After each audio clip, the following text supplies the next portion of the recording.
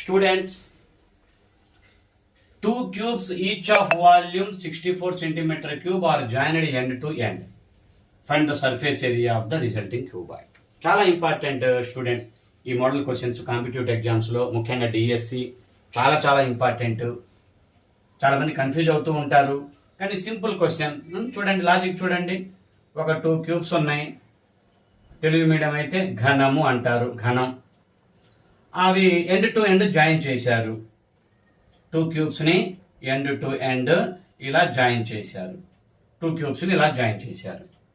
Join చేస్తే మనకు cuboid shape form అవుతుంది, అంతే, ఏమీ లేదు. క్యూబాయిడ్ షేపే ఫామ్ అవుతుంది. ఎండ్ టు ఎండ్ జాయిన్ చేస్తే 2 క్యూబ్స్ని జాయిన్ చేస్తే క్యూబాయిడ్ ఫామ్ అవుతుంది.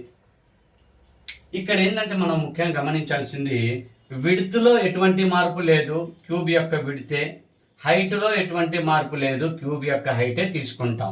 ఒక లెంత్ మాత్రమే క్యూబ్ యొక్క లెంత్కి డబల్ తీసుకోవాలి. 2 క్యూబ్స్ జాయిన్ చేశాం కదా, ఇక్కడ ఈ ఎడ్జ్ ఉంటుంది కదా, ఈ ఎడ్జ్ ఇంకొక క్యూబ్ ఉంది కదా, ఆ ఎడ్జ్. 2 ఎడ్జెస్ లెంత్ ఒక్కటే మార్పులతోటి మనం చూడాలి. స్టూడెంట్స్ చూడండి, ఇక్కడ క్యూబ్ యొక్క ఎడ్జ్ కూడా డైరెక్ట్గా ఇవ్వలేదు. Volume of each cube 64 centimetre. వాల్యూమ్కు ఫార్ములా ఏంది? A cube 64 centimetre. A cube equal to 4 cube. A value 4 centimetre ఉంది. క్యూబ్ యొక్క ఎడ్జ్ 4 సెంటీమీటర్ ఉంది. ఈ ఘనము యొక్క భుజము 4 సెంటీమీటర్లు ఉంది. మనం దాని యొక్క సంపూర్ణ తల వైశాల్యం కనుక్కోవాలి.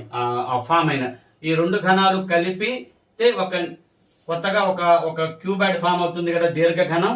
ఆ దీర్ఘఘనం యొక్క మనం వైశాల్యం కనుక్కోవాలి. ఇది మరి చాలా సింపుల్ కదా. ఇక్కడ ఇది 4 కదా, అప్పుడు ఇక చూడండి, ఇంకా లెంత్ ఏమవుతుంది? 4 + 4 8 సెంటీమీటర్.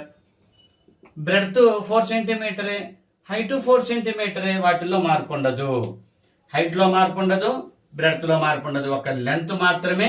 2 క్యూబ్స్ జాయిన్ చేస్తే 4 + 4 8 సెంటీమీటర్ అవుతుంది. 3 క్యూబ్స్ జాయిన్ చేస్తే 4 + 4 + 4 12 సెంటీమీటర్ తీసుకోండి. 4 క్యూబ్స్ జాయిన్ అయితే 4 + 4 + 4 + 4 16 సెంటీమీటర్ తీసుకోండి. అంత సింపుల్ అన్నమాట. రిజల్టింగ్ డయాగ్రామ్ అనేది లెంత్ లో మాత్రమే మార్పు వస్తుంది. సేమ్ సైజు క్యూబ్స్ జాయిన్ చేస్తారు. సేమ్ ఉంటుంది కదా, 64 సెంటీమీటర్ క్యూబే కదా, రెండు కూడా సేమ్ సైజువి. అది ఆ కండిషన్ ఉంటుంది. ఇప్పుడు total surface area of the cuboid మనం ఫార్ములా యూజ్ చేసుకుందాం. చూడండి, 2 × LB + BH + HL. Total surface area of the cuboid formula దీర్ఘఘనం యొక్క వైశాల్యము, సంపూర్ణతల వైశాల్యము 2 × LB + BH + HL. 2 × 8 × 4 + 4 × 4 + 4 × 8. అంత సింపుల్. 2 బ్రాకెట్, ఇది 32, ఇది 16, ఇది అగైన్ 32 అవుతుంది.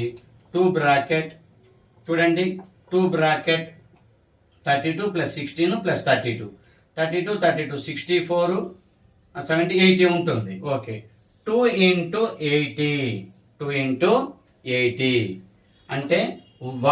అంటే total surface area 160 cm². Total surface area ఏమవుతుంది స్టూడెంట్స్? 160 cm². చాలా సింపుల్ స్టూడెంట్స్. కాంపిటేటివ్ ఎగ్జామ్స్లో అయితే ఈ మోడల్ క్వశ్చన్ ఖచ్చితంగా ఉంటుంది. ఆర్ఆర్బి బ్యాంక్ ఎగ్జామ్స్ అవ్వచ్చు, ఆర్ఆర్బి అవ్వచ్చు, పోస్టల్ ఎగ్జామ్స్ అవ్వచ్చు, any competitive exams, constable exam కానీ ఏదైనా సరే మనకి ఈ మోడల్ క్వశ్చన్స్ అలా ఇప్పుడు కొత్తగా ఇలాంటివి వస్తున్నాయి స్టూడెంట్స్. అప్లైడ్ క్వశ్చన్స్ ఇలాంటివి వస్తున్నాయి అన్నమాట. ఓకే స్టూడెంట్స్, నాకు ఈ మ్యాథమెటిక్స్ క్లాస్ నచ్చినట్టయితే లైక్ చేయండి, షేర్ చేయండి, ఫ్రెండ్స్కి ఉపయోగపడుతుంది ఎక్కువ మందికి.